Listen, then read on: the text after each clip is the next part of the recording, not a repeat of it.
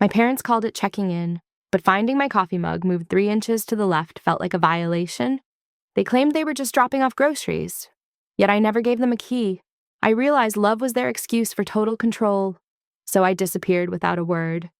Now, watching my old phone light up at 3 in the morning, I know the power has finally shifted. They are the ones who are afraid now. My name is Elena Moore, living in this drafty, salt-worn apartment complex on the edge of the East Coast was supposed to be my declaration of independence. At 34 years old, I had spent a lifetime running from the suffocating grip of my parents, and this fourth-floor walk-up with its creaky floorboards and smell of old books was the first place that felt entirely mine. It was a sanctuary where I could leave a dish in the sink or a book on the floor without a lecture on discipline. But that illusion of safety shattered on a Tuesday evening when I noticed the throw pillow on my sofa. It was indented. I stood in the entryway with my keys still in my hand, staring at the gray velvet cushion. I had fluffed it before leaving for work at 8 in the morning. Now it sat perfectly centered, with the distinct karate chop crease down the middle that my mother insisted was the only proper way to style a couch.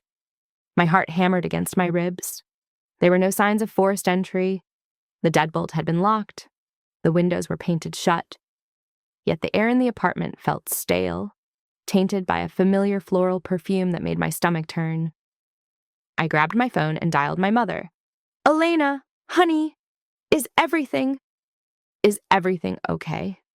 Her voice came through, dripping with that feigned innocence I knew too well.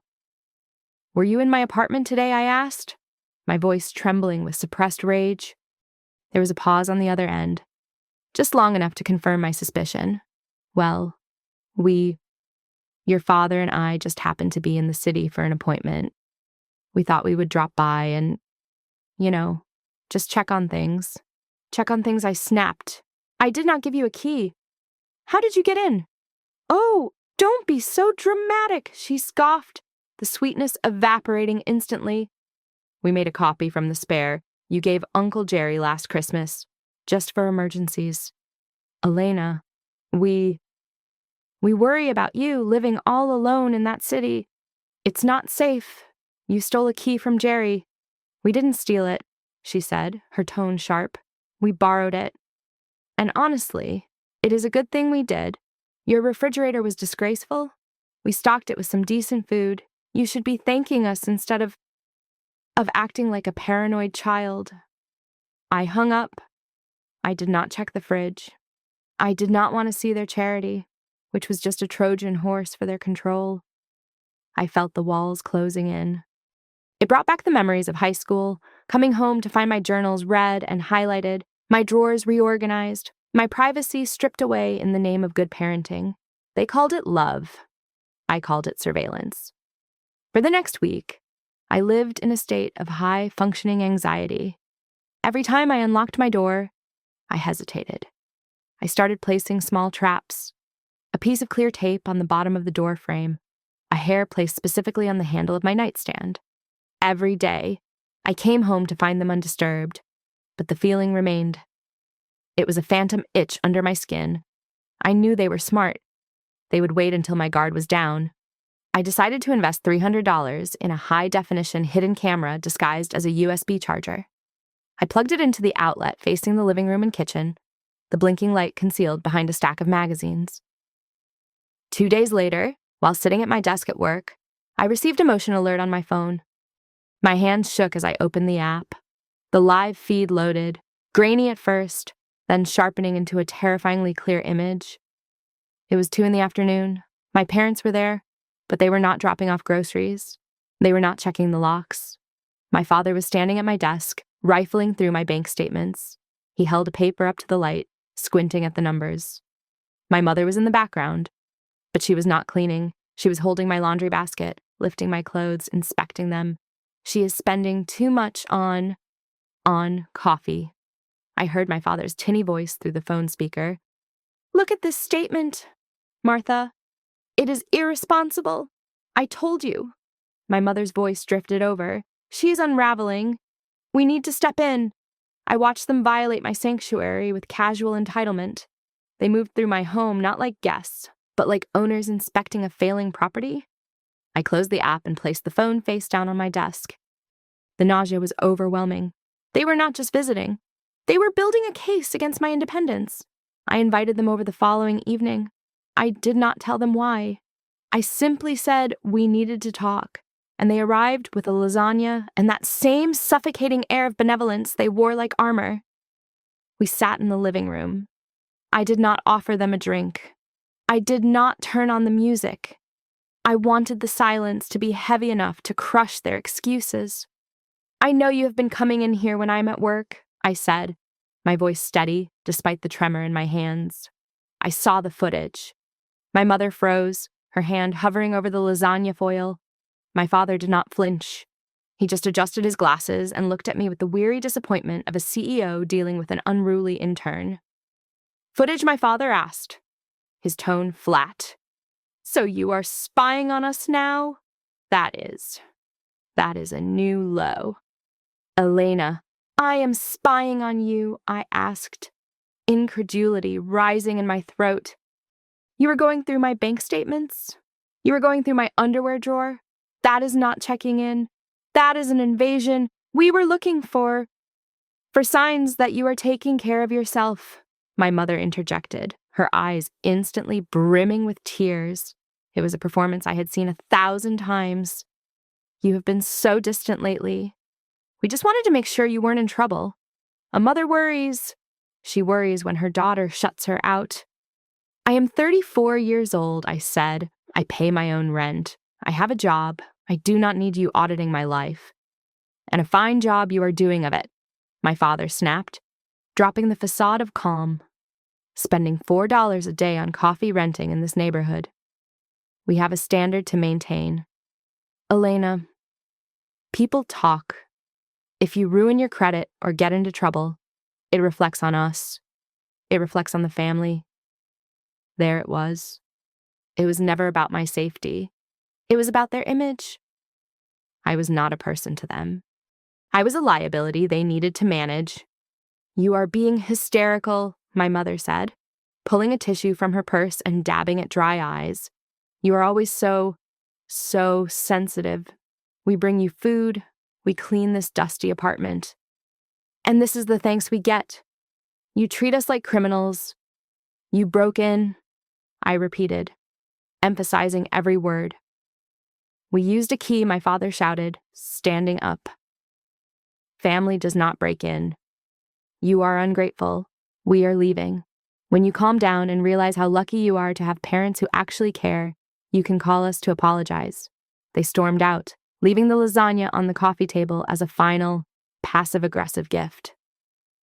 I sat there for a long time, staring at the door. I felt hollowed out. They had twisted the reality until I almost doubted myself. Maybe I was crazy. Maybe I was ungrateful. I walked out into the hallway to get some air. My neighbor, Mrs. Gable, was unlocking her door. She was a sweet, elderly woman who spent most of her time watching the hallway through her peephole. Oh, Elena, she smiled, clutching her grocery bag. Your parents just left. They looked upset. Yeah, I muttered. We had a disagreement. That is a shame, she said, shaking her head. They are such dedicated people. I see them here so often. Practically every other day, I told my son. I said, I wish you visited me as much as Elena's parents visit her. They are always bringing bags in and out while you are at work. Such hard workers. My blood ran cold. Every other day I asked, oh yes, Mrs. Gable nodded. Tuesdays, Thursdays, sometimes Fridays, for months now. The realization hit me with the force of a physical blow. The video I captured was not an isolated incident. It was a routine. They were not just checking on me. They were living a secondary life in my apartment when I was not there. They were likely reading my mail before I saw it, checking my trash, perhaps even sleeping in my bed. The apartment I thought was my sanctuary was actually their stage, and I was just a prop they managed. I went back inside and locked the deadbolt. It felt useless. They had the key, they had the audacity, and they had the absolute conviction that they were right. I looked around the living room. I did not see my home anymore. I saw a cage. If I stayed here, I would never be free. I could change the locks, but they would guilt the landlord. I could call the police, but they would charm them. For the first time in my life, a terrifying but liberating thought took root in my mind. I did not need to just move. I needed to vanish. I needed to become a ghost. I turned my rage into a project. Panic would have made me sloppy, so I forced myself into a state of cold, clinical detachment. If I wanted to escape the surveillance state my parents had constructed, I had to stop acting like their daughter and start thinking like a fugitive. The first rule was silence. I told no one. Not my coworkers, not my few friends from college, and certainly not Mrs. Gable next door. My parents had charmed everyone in my orbit, turning them into unwitting informants. I stopped posting on social media entirely. I let my accounts go dormant, posting one generic photo of a sunset with a caption about a digital detox to explain the radio silence. Finding the new apartment was an exercise in analog tradecraft. I bought physical newspapers from 3 towns over and circled listings with a red pen.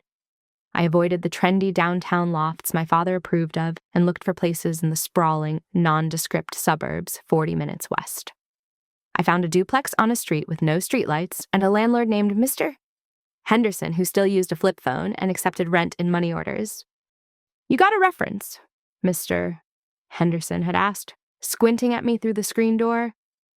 "I can pay 3 months in advance," I replied. "Cash." "That is the best reference I know," he grunted. I withdrew the money in small increments over 2 weeks. 200 here, 300 there, always from different ATMs to avoid triggering a fraud alert that might notify my father, whose name was still unfortunately linked to my account as a co-signer from my college days.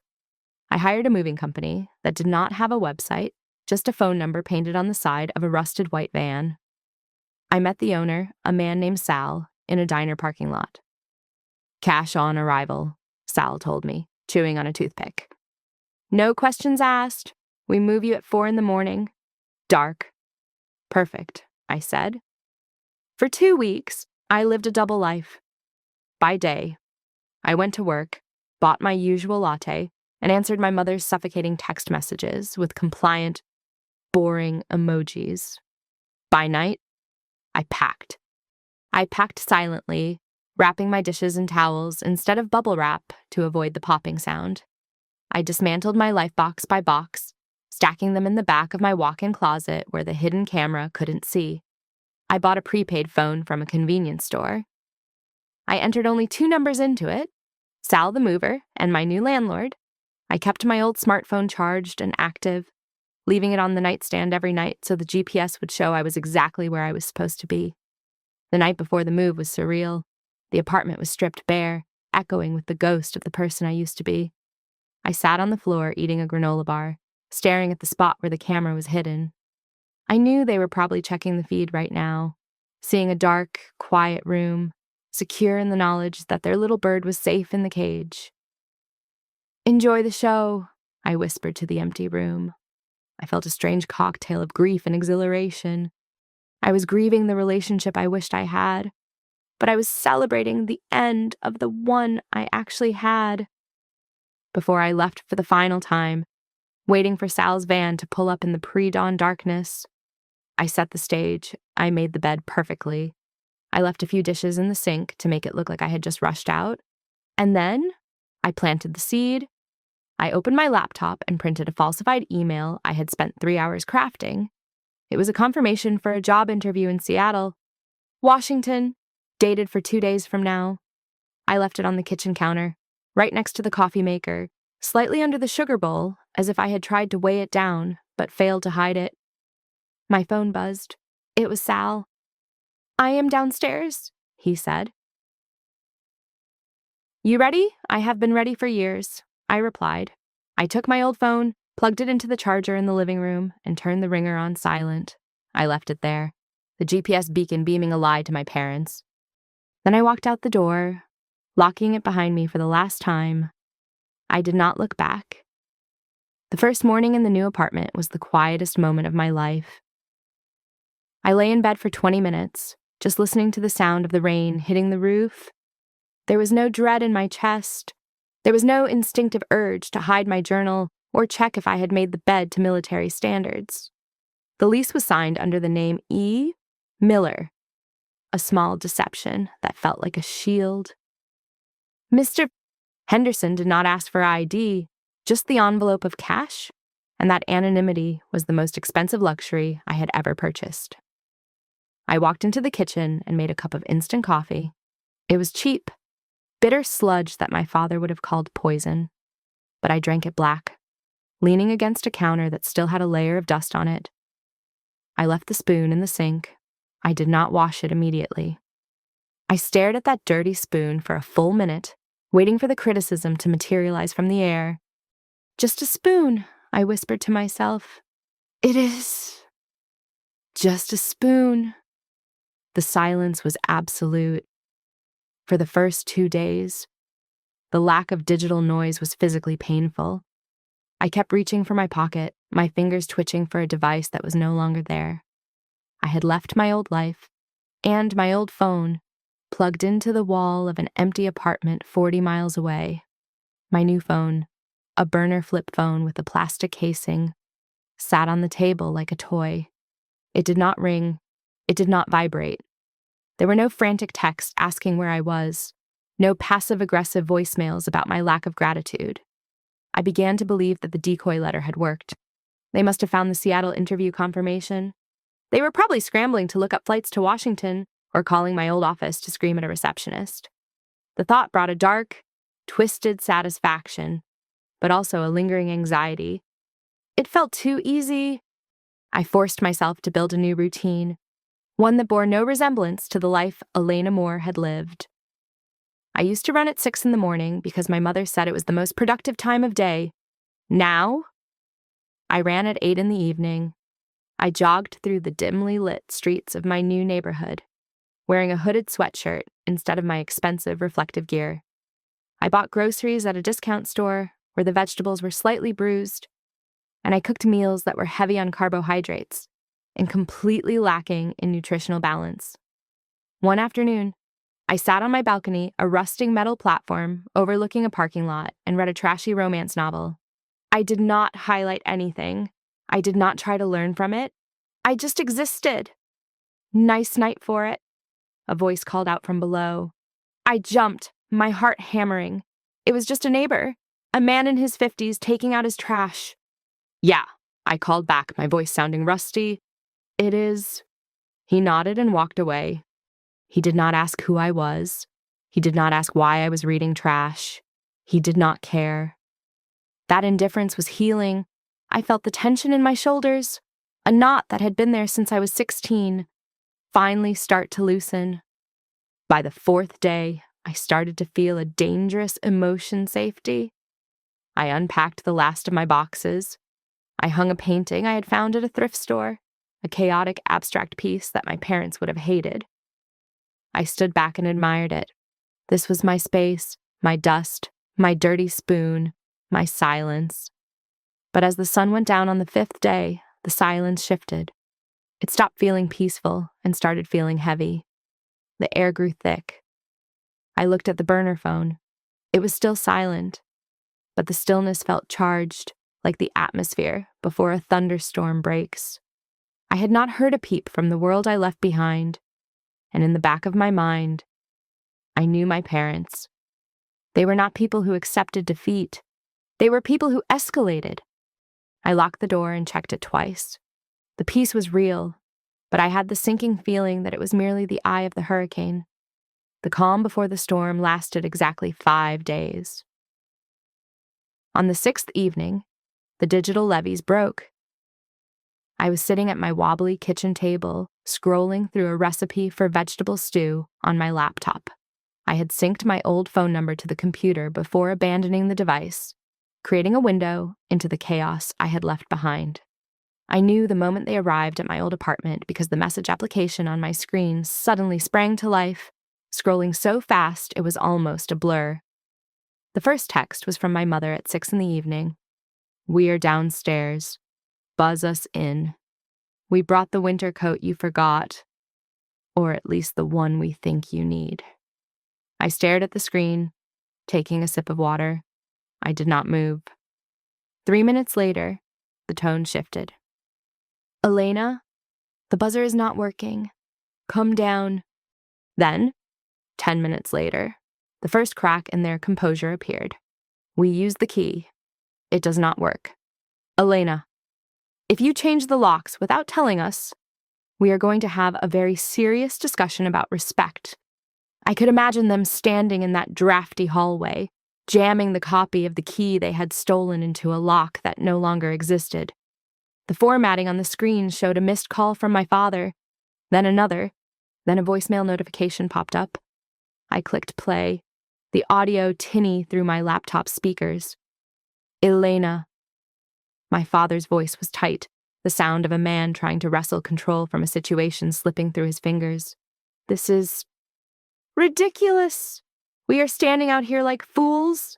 Mrs. Gable is watching us. Open the door immediately. I watched the timestamp update.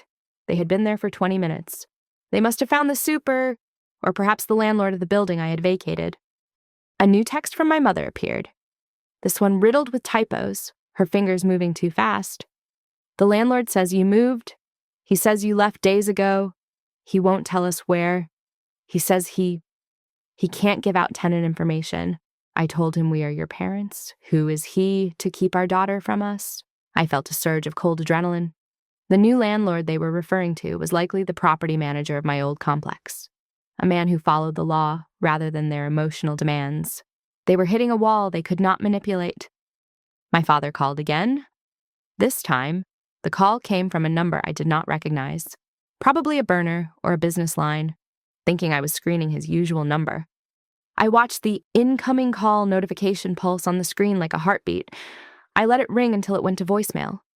The messages from my mother shifted from anger to a frantic, weaponized panic.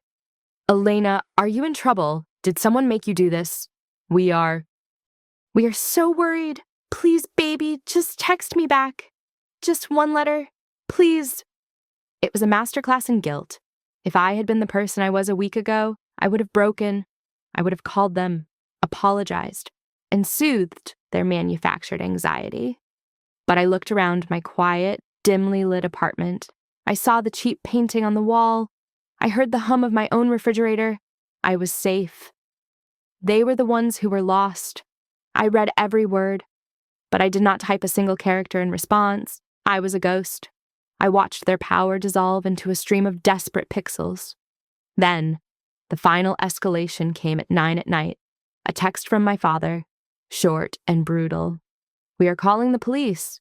We are reporting you as a missing person. If you don't answer, in 5 minutes, the police will break that door down. I closed the laptop lid. I did not panic. I had expected this. They were not afraid for me. They were afraid of losing their possession.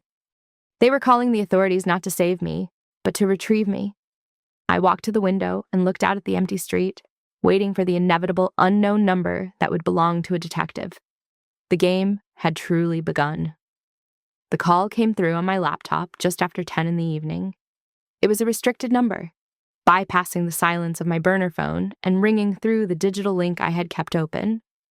I stared at the screen for a moment, my heart beating a slow, heavy rhythm against my ribs. I knew who it was. My parents had carried out their threat. I clicked accept and spoke into the microphone before the person on the other end could say a word. "This is Elena Moore," I said, my voice calm and practiced. "Ms. Moore." A deep, weary voice responded. "This is Officer Miller from the 4th Precinct. We are currently at your, at the apartment on Oak Street. We received a frantic call regarding a possible abduction. I am not abducted, officer," I replied. "I am 34 years old, and I moved out of that apartment of my own free will. I am safe. I am simply not where my parents want me to be."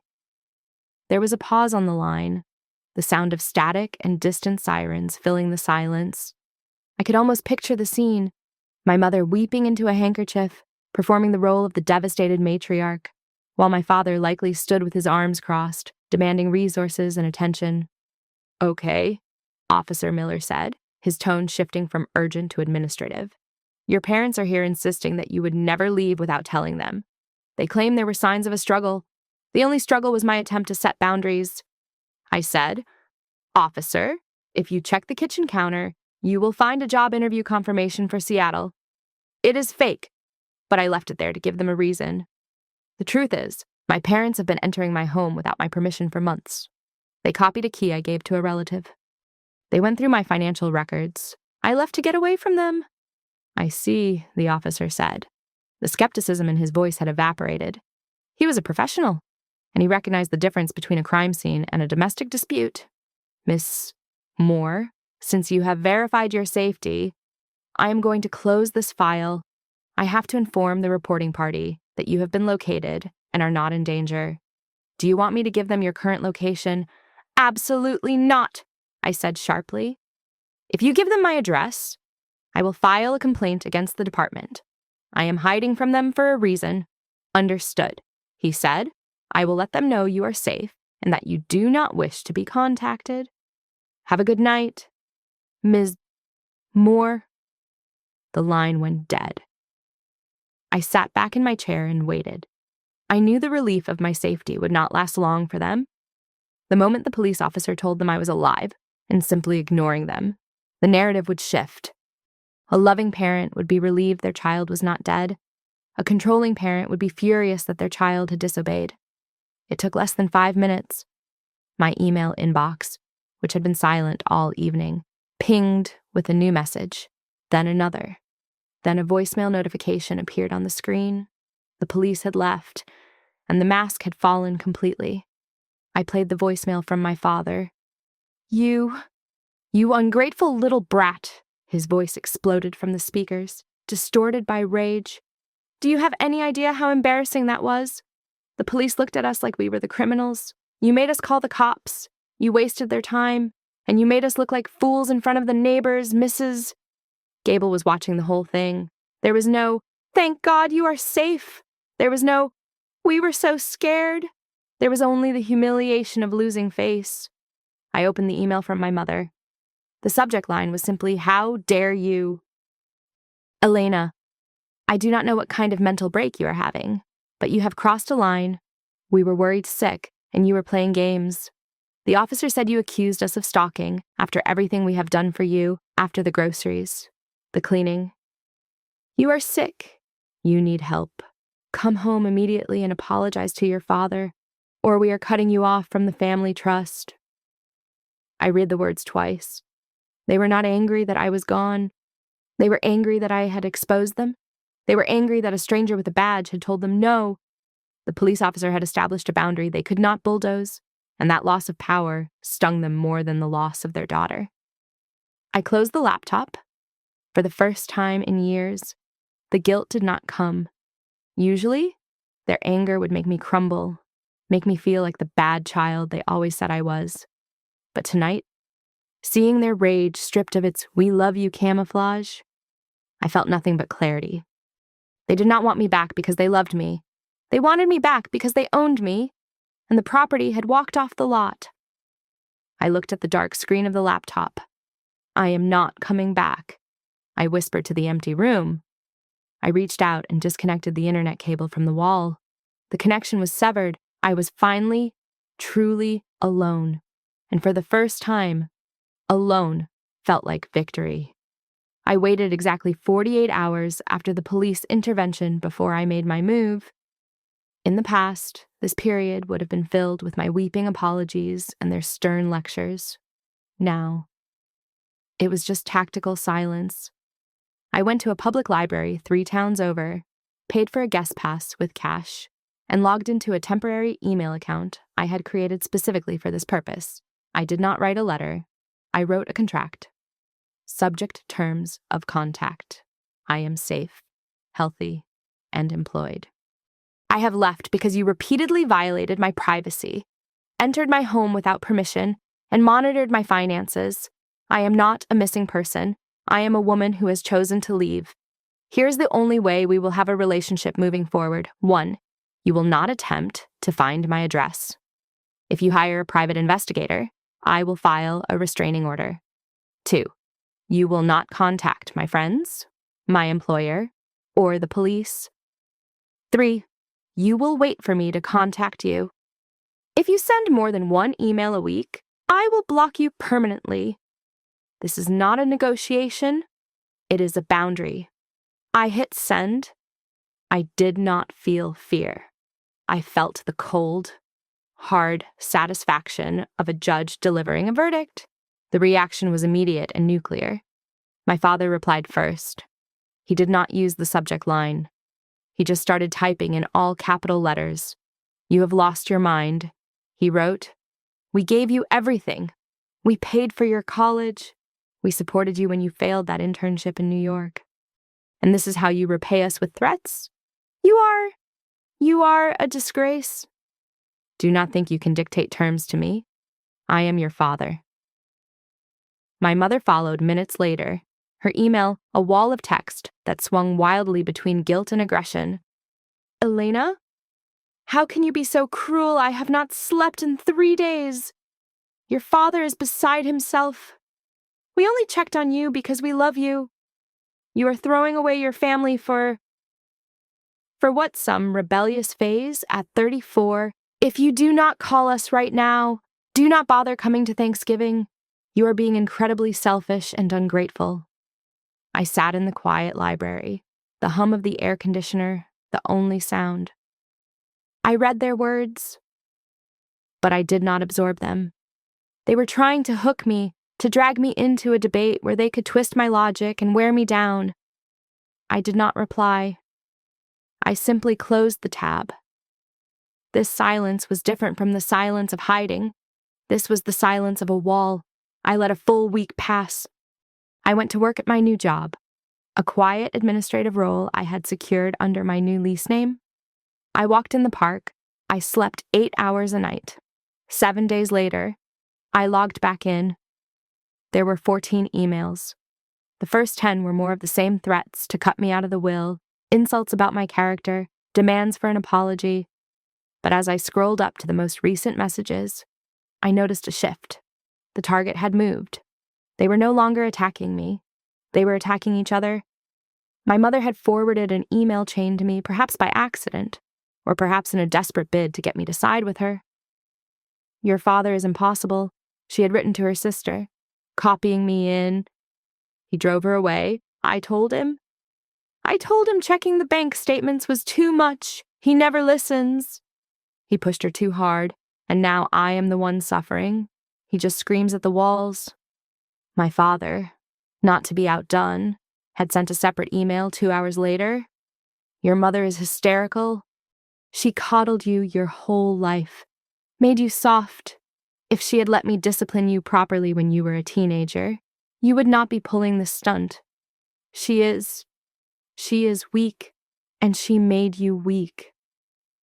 I leaned back in the plastic library chair, a dark smile touching my lips. For 30 years, they had been a united front, a monolith of control that I could never break. But that unity required a common enemy. It required a subject to rule over. Without me there to absorb their need for control, the pressure had nowhere to go but inward. I was watching the structure of my family crumble, not because I had attacked it with a sledgehammer, but because I had simply removed myself as the load-bearing pillar. I typed one final short response to the thread. "I will check this email again in 1 month. If you are still fighting or insulting me, I will delete the account." I logged off. The power had not just shifted, it had evaporated from their hands entirely. They were just two angry people in a big, empty house, looking for someone to blame, while I walked out into the crisp afternoon air, entirely free. The silence I imposed on my parents created a vacuum, and true to their nature, they tried to fill it with noise. I had not spoken to my extended family in weeks, assuming they would side with the pillars of the community that were my mother and father. But the narrative my parents were spinning was so frantic, so desperate, that it eventually leaked out to me through a cousin I had not seen since Christmas. My burner phone buzzed with a message from Sarah, my mother's niece. "Elena, I know you are missing, or whatever Aunt Martha is saying, but are you actually okay? She told the prayer circle you joined a cult in Oregon. Then she told Uncle Bob you were having a psychotic break induced by drugs." I stared at the screen. They were not just playing the victim. They were actively assassinating my character to explain why their obedient daughter had vanished. They needed a story that made me the villain or the invalid, anything to avoid looking in the mirror. I decided that silence was no longer the correct strategy for the outer circle. I did not want to fight, but I would not be erased. I drafted a single, comprehensive message. I attached the screenshot of my father rifling through my bank statements and the log of their unauthorized entries into my apartment. I added a simple, factual explanation, devoid of the emotional hysterics they loved so much. I'm not in a cult. I am not on drugs. I am 34 years old and employed. I cut contact because my parents stole a key to my apartment, entered while I was at work multiple times a week to inspect my belongings, and monitored my finances without my consent. When I asked them to stop, they called the police on me. I am safe, but I will not be controlled. I sent it to the family group chat, a digital space usually reserved for holiday photos and birthday wishes. The reaction was not the immediate condemnation I expected. It was a stunned, heavy pause. For 20 minutes, no one typed a single word. My parents, who were also in the chat as were likely scrambling, realizing their curated version of events was colliding with hard evidence. Then, the notifications began. But they were not for me. "Martha," my Uncle Bob wrote, his tone sharp even in text. "Is this true? Did you really go into her house?" "We were worried," my mother typed back, her speed betraying her panic. "She is twisting it. We were just dropping off food. She is not well. Bob, you can't listen to her." "The timestamp on this photo is 2 p.m. on a Tuesday," Cousin Sarah replied. "And you are going through papers on her desk?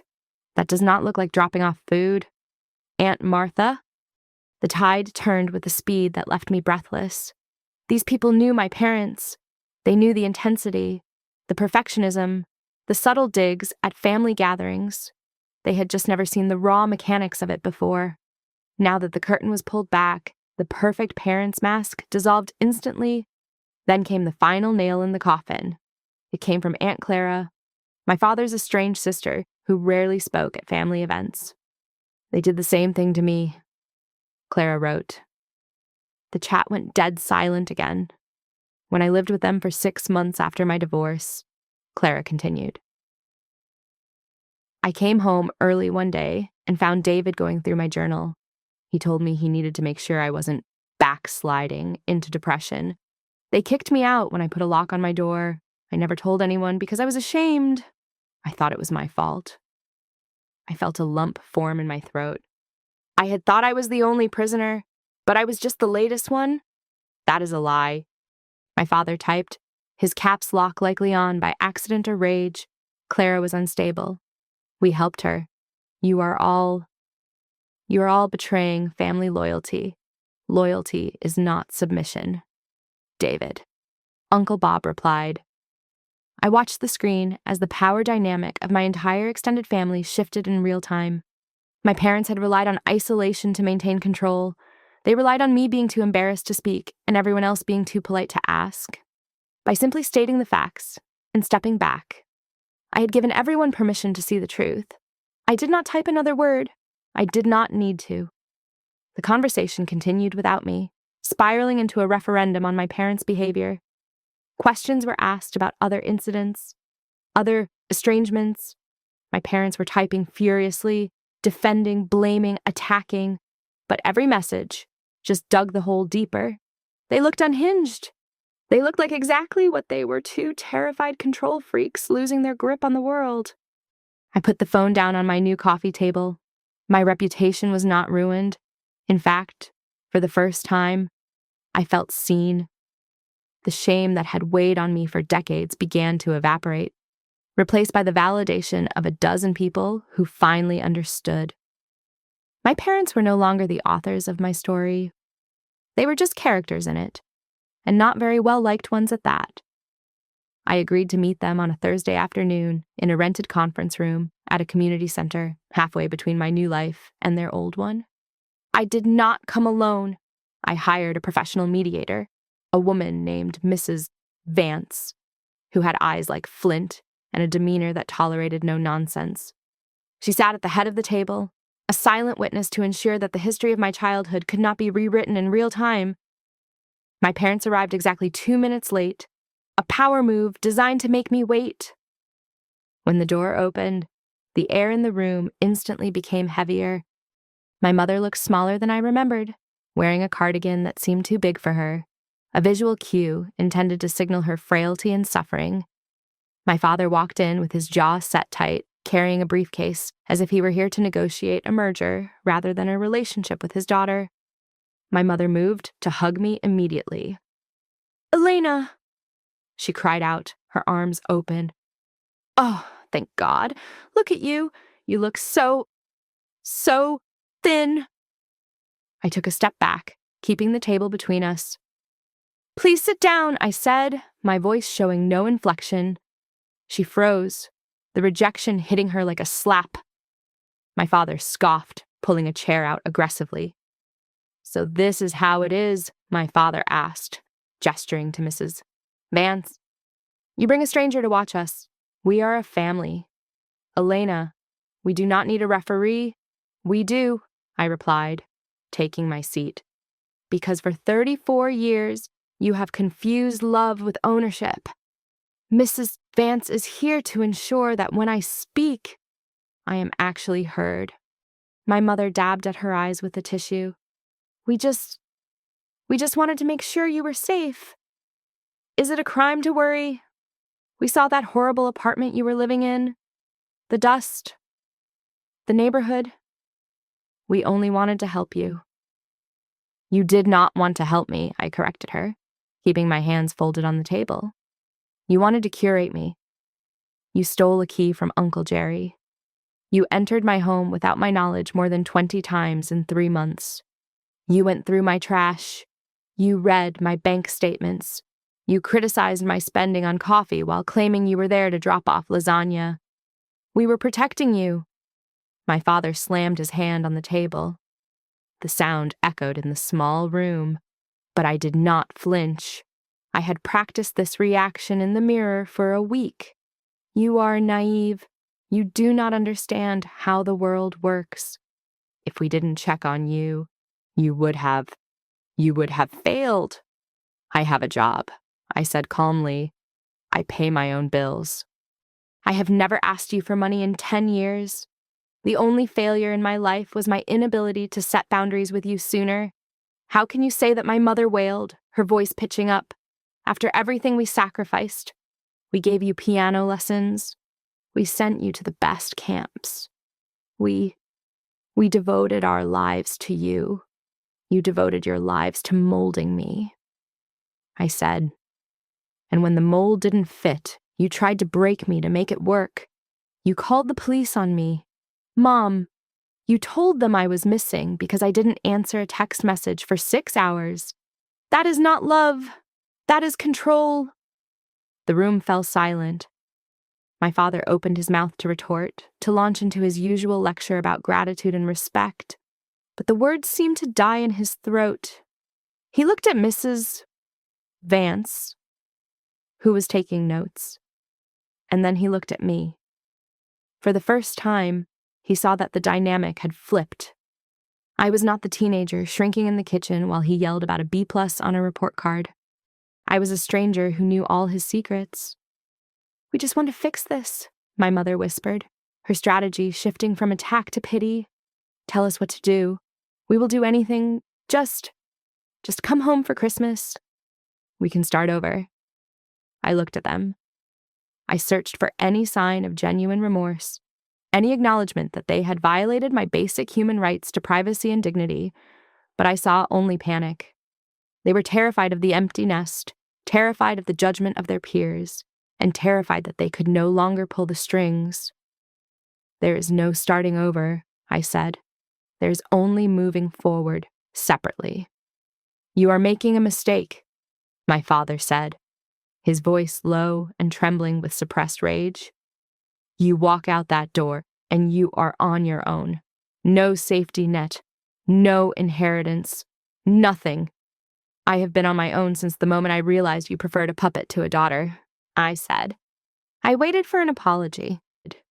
I waited for one of them to say the words, "I am sorry we hurt you." The silence stretched out, filling the room, thick and suffocating. My father stared at the wall. My mother stared at her hands. The apology was never coming because in their narrative, they were the heroes who had been wronged. I checked my watch. We had been there for 15 minutes. It was enough. "Goodbye," I said. I stood up. I did not look back. I walked past my mother, who was now weeping silently, and past my father, who sat like a stone statue of a fallen king. I walked out of the conference room and into the lobby, and for the first time in my life, the air tasted entirely like my own. I walked out of that community center and drove straight to a mobile carrier store. I did not go home to cry. I did not call a friend to vent.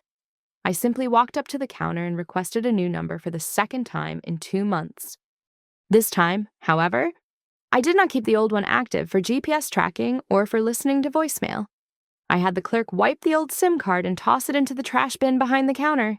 "You want to transfer your contacts?" the clerk asked. "Chewing gum." "No," I said. "I want a fresh start." That evening, I sat in the middle of my living room floor. The apartment was still sparse, but it no longer felt temporary. I looked at the white walls, the beige carpet, the safe, neutral choices I had made my entire life to avoid criticism. I stood up, grabbed my car keys, and drove to the hardware store. I bought 3 gallons of paint, not eggshell white, not agreeable gray. I bought a deep, rich emerald green and a bucket of gold trim. I spent the next 48 hours covered in paint, blasting music that my father would have called noise, transforming my space into something that looked like a lush, dark forest. When I finished, I stood back and looked at the walls. They were bold. They were imperfect. They were mine. The grief came in waves, but it was not the sharp, panic-inducing grief of abandonment. It was a dull ache, like the soreness after a long surgery. I had amputated a limb to save the body. I missed the idea of parents. I missed the fantasy of a mother who would call just to say hello, or a father who would be proud of me without conditions. But I did not miss the reality. I did not miss the knot in my stomach every time my phone buzzed. I did not miss the feeling of being watched in my own sanctuary. 2 weeks later, I was reading in bed when I heard a heavy thud from the hallway outside. In my old life, my heart would have stopped. I would have assumed it was my father trying a key or my mother pressing her ear to the wood. I would have frozen, waiting for the inevitable intrusion. But this time, I just glanced at the door. I knew only 2 people had the key, me and my landlord, Mr.